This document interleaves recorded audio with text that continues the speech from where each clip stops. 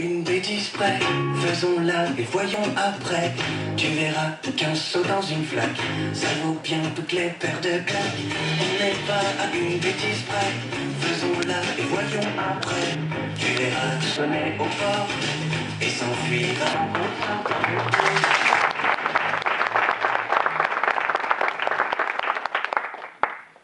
Bonjour à tous. Notre petite troupe d'enfants répète depuis septembre. Nous sommes heureux de vous présenter notre pièce qui s'intitule La petite Nicole, inspirée d'un livre que la plupart d'entre vous connaissent. Tendez bien l'oreille, vous reconnaîtrez sûrement certains personnages comme le camp ou le fils du policier. Merci de bien vouloir éteindre vos portables pour toute la soirée et s'il vous plaît, ne mettez pas le flash quand vous prenez des photos. Merci à tous et bon spectacle.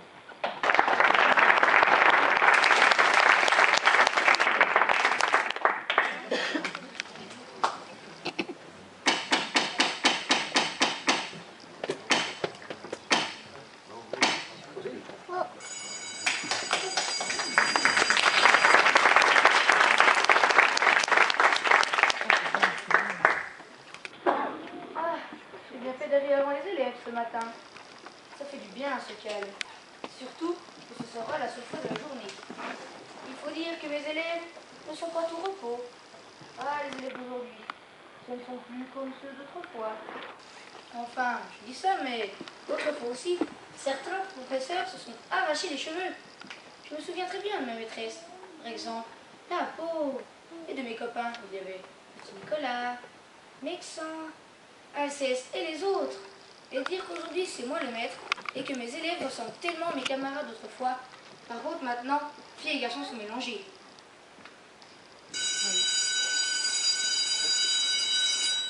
Allez, courage, les voilà.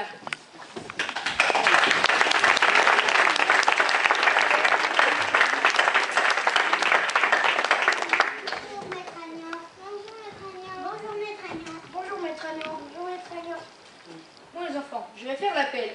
Clotaire! Il n'est pas là, maître Agnan. Ah bon? Merci ma petite Agnès. Chouchou, tu peux pas me taper, j'ai des lunettes. Ça suffit, je continue. Rufus, présent. Nicole, Présente, monsieur. c'est bien ma petite Nicole. Geoffrette, Présente. eh bien Geoffrette, qu'est-ce que c'est que cette tenue? Ce n'est pas carnaval aujourd'hui. Je sais, monsieur, mais mes parents qui ont beaucoup d'argent m'ont acheté le plus beau déguisement. Pourquoi je sois la plus belle sur la photo de classe cet après-midi? Aïe, maître Agnan, elle m'a tapé. Aude, ça suffit. On n'est pas dans ton cours d'invention ici. Compris? Je continue. Agnès Présente. et Aude qui s'est fait déjà remarquer. Présente. Bon les enfants, je vais aller dans le bureau du directeur pour téléphoner aux parents de Clotaire pour savoir pourquoi elle n'est pas là. Alors soyez sages, je laisse la porte ouverte. Attention à vous. Oui, maître. Chouchou, vous pouvez pas me taper, j'ai des lunettes. Tiens, voilà Clotaire. Oh, il a des lunettes. Oh, Clotaire a des lunettes. Pourquoi t'as des lunettes? C'est le docteur qui a dit à mes parents que si j'avais redoublé 2 fois, que si j'étais toujours le dernier de la classe, c'était peut-être parce que je ne voyais pas bien. Alors, ils m'ont emmené chez un deuxième docteur, un docteur des yeux, qui m'a regardé les yeux avec une machine très compliquée mais qui me fait pas mal. Puis il m'a fait lire un tablette qui voulait rien dire. Et après, on est allé dans un magasin de lunettes et maintenant, bing, je serai plus le dernier de la classe. Ouah, la chance!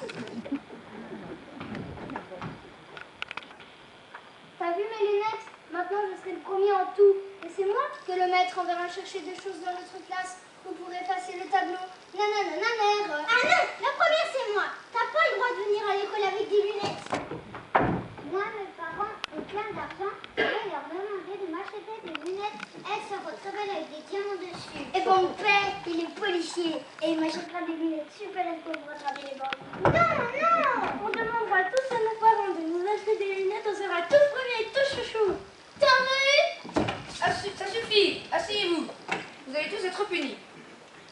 Tiens, Clotaire, tu es là? Je n'arrivais pas à rejoindre tes parents. Tiens, tu as des lunettes. Bon les enfants, le directeur vient de me dire que l'inspecteur doit venir ce matin. Alors je vous interdis de faire des bêtises ou de rire sans permission. Compris? On a frappé. Asseyez-vous, voyons. Debout, voyons.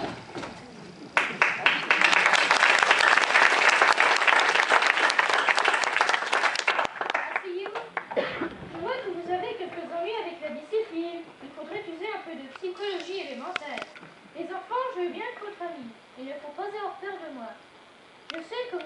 bien vous amuser. Et moi aussi. Jamais un rire. D'ailleurs, est-ce que vous connaissez l'histoire de deux sourds?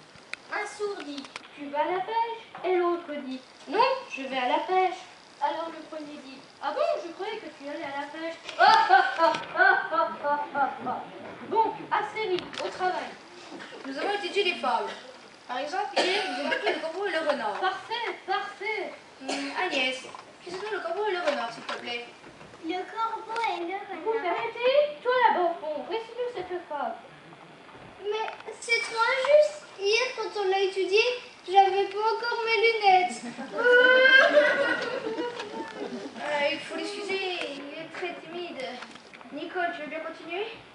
Je ne la connais pas par cœur, mais je sais à peu près de quoi ça parle. C'est l'histoire d'un corbeau qui tient de son bec un roquefort. Un roquefort? Mais non, c'est un camembert. Pas du tout, le corbeau ne peut pas tenir un camembert. Ça coulait, ça sent pas bon. Ça sent pas bon, mais c'est drôlement bon à manger. T'es trop bête. Je vais dire à mon père de donner des tas de contraventions à ton père. Sandrine. Le corbeau et le renard. Ça suffit! Assez!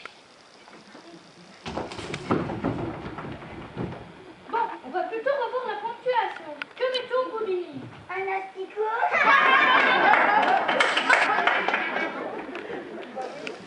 Nous sommes plus doués avec l'alphabet. Nicole, donne-nous la 5e lettre de l'alphabet, s'il te plaît. C'est très bien.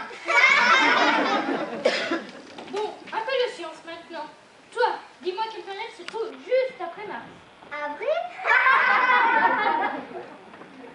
Agnès, aujourd'hui le verbe marcher au présent, s'il te plaît. Je marche, tu marches, il ou elle marche. Plus vite! Nous courons, vous courez. Aude, quel est l'arbre qui donne des dates? Le calendrier. Calcul mental pour finir. Toi d'abord, combien font 12 plus 12? 25. Faux, 24. Mémé, tout augmente. C'est la crise. Vous avez toute ma sympathie. Jamais je n'ai vu à quel point notre métier était si difficile. Continuez, courage. Bravo.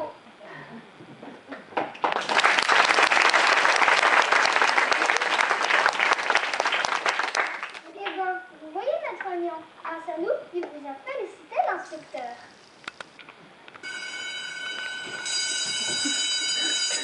La récré!